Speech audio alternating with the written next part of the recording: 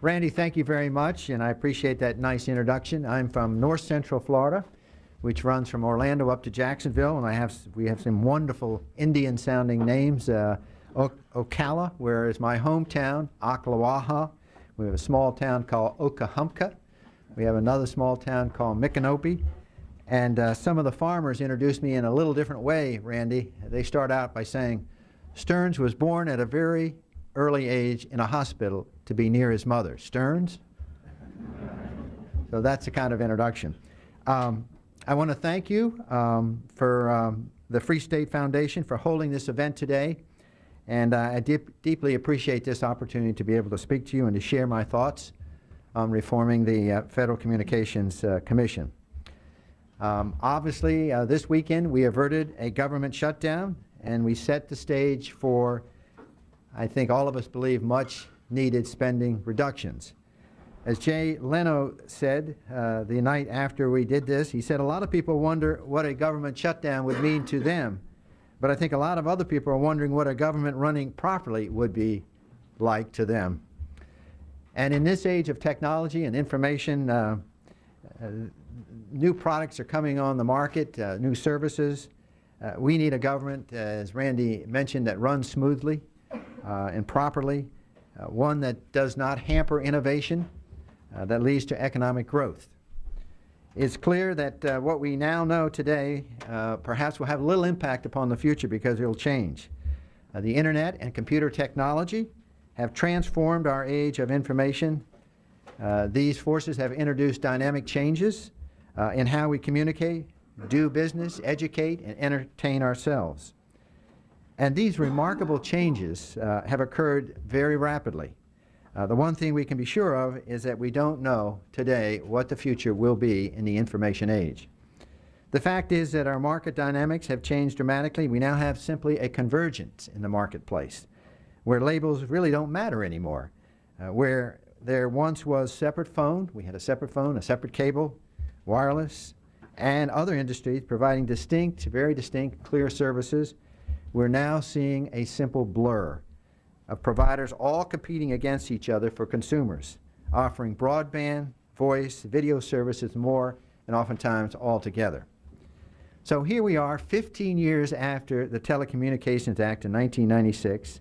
I was one of the conferees on the Senate on this bill. Jack Fields was the chairman at that time. And technology simply has advanced far beyond what anyone could have imagined when we served on that conference. Yet, my friends, the laws, the simple laws that governing these industries have lagged far, far behind, and many are no longer relevant to the new services and the new technologies that have arisen over the past few years. So attempts to classify these new services into outmoded regulations stifles innovation and simply creates uncertainty in the marketplace and diminishes the increase in productivity that is directly attributable to such innovations. And of course, contributing, in my opinion, to the problem is the FCC Byzantine regulatory processes. As the pace of competition and technological change occur, an increase in communications and markets, sound decision-making at the FCC, and faith, simple faith in how it makes those decisions becomes all the more important to all of us. Not only are the issues far more complex, they affect far more Americans and American businesses than ever before in our history. We need to improve the quality of the FCC's decisions and the country's trust in the FCC, the agency itself. It needs to alter the way it does business. And one of the first changes could be in its adoption and release of an order. The FCC often adopts orders after a comment period and issues press releases with a summary of the orders weeks or even months prior to releasing the order itself. This is akin to Congress announcing that we'll cut $38 billion from the budget, but not saying specifically where the cuts are coming from. For example, the triennial review, which dealt with controversial issues relating to competition in the local telecommunication market, was released 6 months after it was officially adopted by the Commission. The FCC should let the public see proposed rules before it adopts them and should provide everyone with a realistic amount of time to comment. If the FCC expects the American people and the regulated community to respect its decision, I don't think it's to ask too much of the FCC to show some respect for the rest of them in return. Not only will this improve everyone's confidence in the FCC's decisions, it will improve the decisions themselves, both because the agency will then be forced to exert more rigor in developing policy, and because the public and the regulated community can often be the source of the best ideas. Secrecy breeds both inefficiency and distrust, and of course the FCC, in my opinion, already has both. We also need to reform the sunshine rules under which the FCC operates. Now, under the current sunshine laws, only 2 commissioners may meet outside the construct of an official open meeting. Now, in theory, such a requirement promotes open discussion of issues under consideration. But, my friends, in reality, most commission business is conducted by circulating drafts of orders for comment to get around these simple sunshine requirements.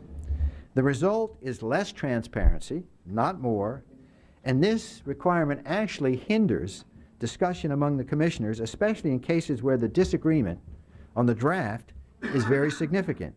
Reviewing and reforming the FCC sunshine laws, I think, would be a great place for Congress to get involved.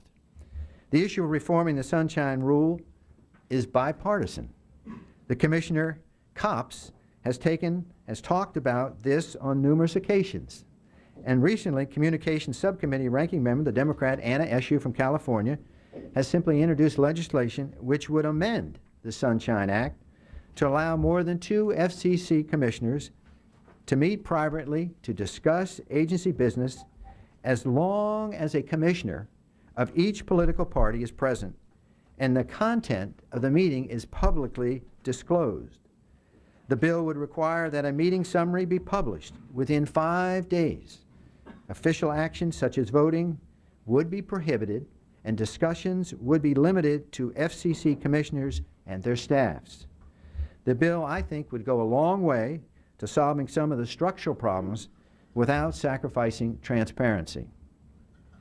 Another one of the biggest problems with the FCC is the timeliness in their decisions. Some of the basic work of the FCC affects the everyday function of the telecommunications industry. These processes simply take too long to complete. It is not unreasonable for those that are waiting for a decision to know what resolution will occur and when, and whether it's in their favor or against. Licensing applications have been sitting at the FCC for years with no action. There is a multi-year backlog at the bureau level where hundreds of applications have been sitting there for years just simply gathering dust. Furthermore, the FCC's internal shot clock to act on merger or license transfers is 6 months. Yet the XM-Sirius merger took over 16 months. In a rapidly evolving market, particularly in a difficult economic times, uncertainty itself can be one of the greatest obstacles to investment and long-term business planning. We need to set deadlines for actions on the various type of decision that the FCC intends to make.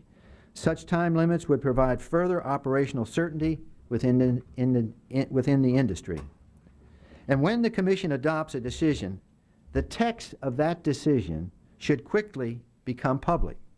The longer it takes for the order's language to become public, the more it appears like the decision was not really made when the FCC said it was, but rather ironed out later through last-minute, backroom deals. Guilty or not, the FCC is widely suspected of changing its mind between decision and regulation.